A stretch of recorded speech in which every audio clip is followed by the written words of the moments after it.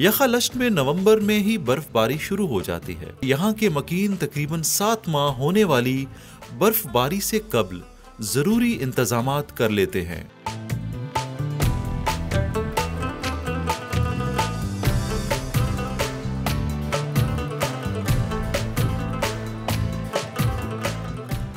जोपुर में हम पहुंचे हैं जी थ्रू आउट सफ़र करते हुए, और एक स्टूडेंट है फीमेल, जैसे कि पहले भी कहा है कि फ़ीमेल की खास करके बच्चियों की लिटरेसी रेट यहाँ पर बहुत अच्छी है, और ख़ास करके इंस्टीट्यूट में बच्चियों के बहुत अच्छे हैं। एक बच्ची अभी स्कूल से वापस आई है, उससे हम बात करेंगे। नाम बताइएगा।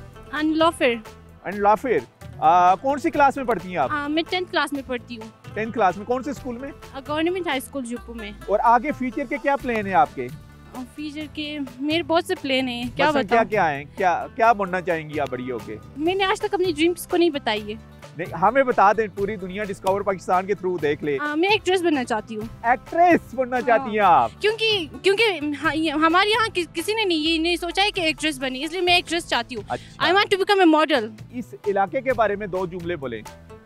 हमारे इलाका है ना, वो मुझे पसंद नहीं है, क्योंकि बहुत ज़्यादा सर्दियाँ यहाँ होती है।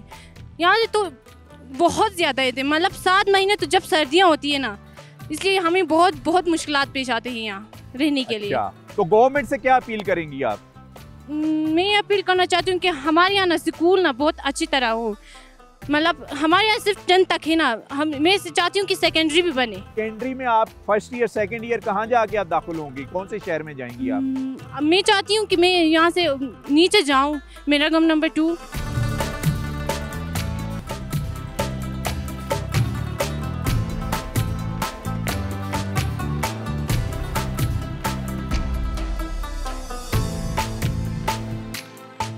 दरबंद के करीब ही वादी बरोगल का पहला गांव यखालश्त वाक़े है, जो फितरी हुस्न में अपनी मिसाल आप है।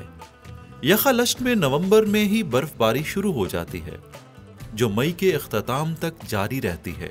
यही वजह है कि यहाँ के मकीन तकरीबन 7 माह होने वाली बर्फबारी से कब्ल जरूरी इंतजामात कर लेते हैं। वादी बरोगल मुल्की व गैर मुल्की सयाहों, खुसूसन अमेरिका और यूरोप से आने वाले टूरिस्ट की खास तवज्जो का मरकज है। मौसम सरमा में बर्फबारी के शौकीन सयाह, जबकि मौसम गर्मा में सयाहों की बड़ी तादाद यहाँ के दिलकश मौसम और दिलफरेब नज़ारों से लुत्फानंदोज होने के लिए यहाँ का रुख करती है।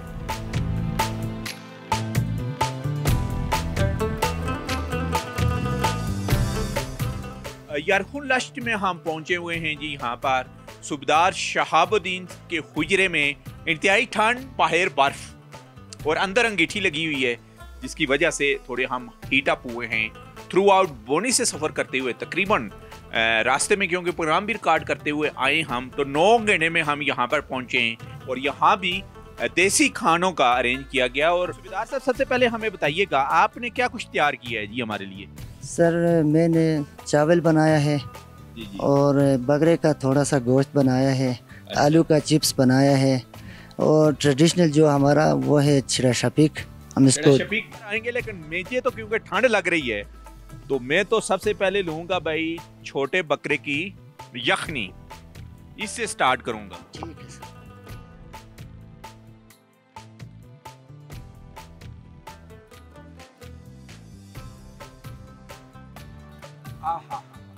मजा आ गया जी।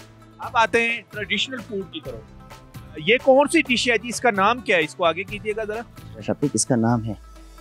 अच्छा जी, देसी घी से बनाया गया है, जो दूध भी इसमें इस्तेमाल होता है, बस इसको शपीक बोलते हैं। बहुत हैवी खुराक होगी। जी बिल्कुल सर। देसी घी, देसी दूध और देसी गंदम की रोटी। बिल्कुल सर। और बकरा भी ये आपका अपना देसी बकरा? देसी बकरा है सर। वाह वाह वाह, क्या बात, वाह।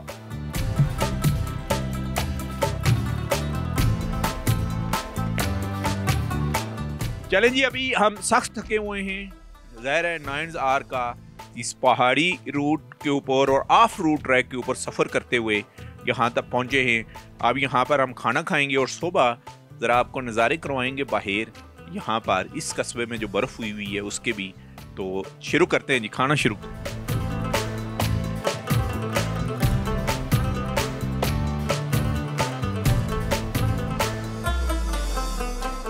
यारकून लश्त यहाँ से आगाज़ होता है ब्रागोल वैली का, जो खूबसूरत इलाके हैं उनके। मकामी लोग हमारे साथ मौजूद हैं। जी अपना नाम बताइएगा। मेरा नाम गुलनादिर खान है, हाजी गुलनादिर खान मेरा नाम है। जी जी। मैं इस इलाके का रिहायशी हूँ। यहाँ के लोग जो है पढ़े लिखे लोग भी मौजूद है, यहाँ पे मुलाजिम पेशा भी मौजूद है। ज़्यादातर यहाँ पे ये एजुकेशन न होने की वजह से, हुकूमत का कोई तवज्जुह नहीं होने की वजह से टैलेंट मौजूद है। टैलेंट बहुत मौजूद है, हर आदमी के पास है, हर अच्छा, लड़के ये के पास है। का बताएं कि कितने माह यहाँ बर्फ रहती है? यहाँ से अभी से शुरू होगा, ये मई तक बर्फ रहता है सर यहाँ। यानी 7 माह। 7 माह यहाँ पे बर्फबारी के लिए उनके लिए घास भूसे भी इकट्ठा करना पड़ता है, लकड़ियाँ भी इकट्ठा करना पड़ता है। तो राशन अगर रास्ते ये स्नो स्लाइडिंग की वजह से या लैंड स्लाइडिंग की वजह से बंद हो तो फिर यहाँ पे राशन का भी बहुत मसला हो जाता है। तो इसका मतलब है कि जो गर्मियों का सीजन होता है उसमें गला भी इकट्ठा होता है, लकड़ी भी इकट्ठी होती है, इकट्ठा करना पड़ता है। और आबादी कितनी है, कितनी तादाद में ये आबादी है? सर यहाँ पे तकरीबन दरबंद से लेके बोरोगल तक कोई 400 साढ़े 400 घराना पर मुश्तमिल है। अच्छा, टूरिस्ट सबसे ज्यादा कहाँ टूरिस्ट सबसे बाहर के लोग आते थे सर। अच्छा, तो ये फ्रांस हो गया, जो ब्रिटानिया हो गया, फ्रांस हो गया, ऐसे बाहर के लोग, स्पेन वगैरह के लोग आते थे। तो यहाँ से लोगों को फ़ायदा भी बहुत मिलते थे। तो ये पोर्टर के तौर पर उनके साथ जाते थे। कुरुम्बर लेक, आगे चिलिंज पास, केटू, ये यहाँ पे जो हमारे इलाके को फ़ायदा पहुँचते थे। केटू का भी इधर से रास्ता जाता था? नहीं, केटू का भी यहाँ से जाता है सर। ये बोरोगल पास से, कुरुम्बर से लेके सुख्तराबाद, वहाँ से आगे चिलिंज को इस तरफ जाता है, ये राइट लेफ्ट साइड पे। वो चिलिंज पास करके फिर आगे जाते हैं। कितने घंटे का रास्ता पैदल होता था उस वक्त? ये सर लगभग 8 दिन का रास्ता होता है। 8 दिन का पैदल यहाँ से केटू में पहुँचने का। जी जी। और अभी भी फॉरेन टूरिस्ट आ रहे हैं? फॉरेन टूरिस्ट अभी बहुत कम है सर, पहले की निस्बत से बहुत कम है। डोमेस्टिक टूरिस्ट आते हैं और वो किन आते हैं? वो कुरुम्बर लेक से वापस चले जाते हैं। कुरुम्बर लेक। जी जी। टूरिस्ट को क्या मैसेज देंगे इन इलाकों? टूरिस्ट को हम ये मैसेज देंगे कि सर ये हमारे वादियाँ बहुत खूबसूरत है। यहाँ पे सबसे बेहतरीन बात यह है कि हम पुरअमन लोग हैं। यहाँ पे डाका मारी नहीं है, चोरी नहीं है, दूसरा कोई ऐसे दहशतगर्द टेररिज्म वगैरह नहीं है।